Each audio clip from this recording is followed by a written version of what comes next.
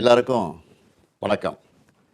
ஒரு சின்ன கேப்புக்கு பிறகு உங்ககிட்ட வீடியோவில் பேசுகிறேன். கடைசியாக டீலிமிட்டேஷன் பற்றி பேசியிருந்தேன். அதை தொடர்ந்து எலெக்ஷன்லாம் நடந்து முடிஞ்சிருச்சு. ரிசல்ட்டும் வந்துச்சு.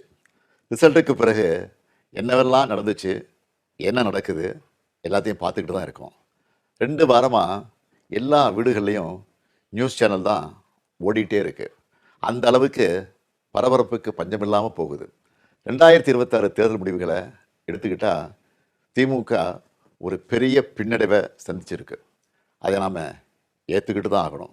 இது நிச்சயமாக நாம் எதிர்பார்த்த ரிசல்ட் இல்லை.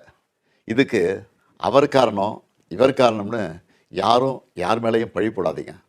தலைவராக இந்த தோல்விக்கு நானே பொறுப்பேற்றுக்கிறேன்.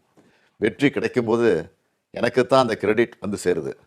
அப்போது தோல்வி அடையும் போதும் அந்த பழியை நான் தான் ஏற்றுக்கணும். அதுதான் ஒரு நல்ல தலைவருக்கான இலக்கணம். சரி, தோத்துட்டோம், அதுக்கு நான் அதையே நினச்சிக்கிட்டு முடங்கிட மாட்டேன். உடனே அப்டேட் ஆகி மீண்டு வருவேன். நம்ம எல்லாருமே அப்படி தான் வரணும். அதுக்கு உங்களோட ஆலோசனைகள், பரிந்துரைகள், ஐடியாக்கள் எனக்கு வேணும். எலெக்ஷனாக இருந்தாலும் கரெக்ஷனாக இருந்தாலும் உங்கள்கிட்ட தான் வந்தாகணும். மக்கள் தான் எல்லாம். இந்த தேர்தல் முடிவுகளுக்கு என்ன காரணம்? திமுக இன்னும் எப்படியெல்லாம் உங்களுக்காக உழைக்கணும்னு நீங்கள் நினைக்கிறீங்கன்னு சொல்லுங்கள். உங்களோட கருத்துக்களை ஓப்பனாக சொல்லுங்கள். அதுக்காகத்தான் இந்த உடன்பிறப்பின் குரல் வெப்சைட். இதில் உங்கள் கருத்துக்களை பதிவிடுறது ரொம்ப சிம்பிள்.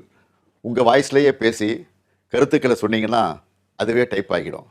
நேரடியாக நீங்களே டைப் பண்ணியும் சொல்லலாம்.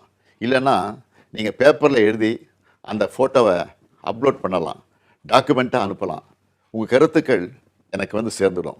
அதையெல்லாம் படித்து பரிசீலித்து நம்ம அடுத்த கட்ட நடவடிக்கையை வடிவமைக்க போகிறேன்.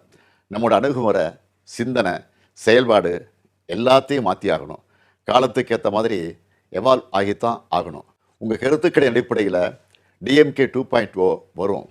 கட்சியோட எல்லா லெவல்லையும் தேவையான மாற்றங்களை செய்ய போகிறேன். இதனால் அடுத்த 100 ஆண்டுகளுக்கும் இந்த இயக்கம் உயிர்ப்போடு இயங்கும், உங்களுக்காக இயங்கும். உடன்பிறப்பே, நீங்கள் சொல்லுங்கள், நான் கேட்குறேன்.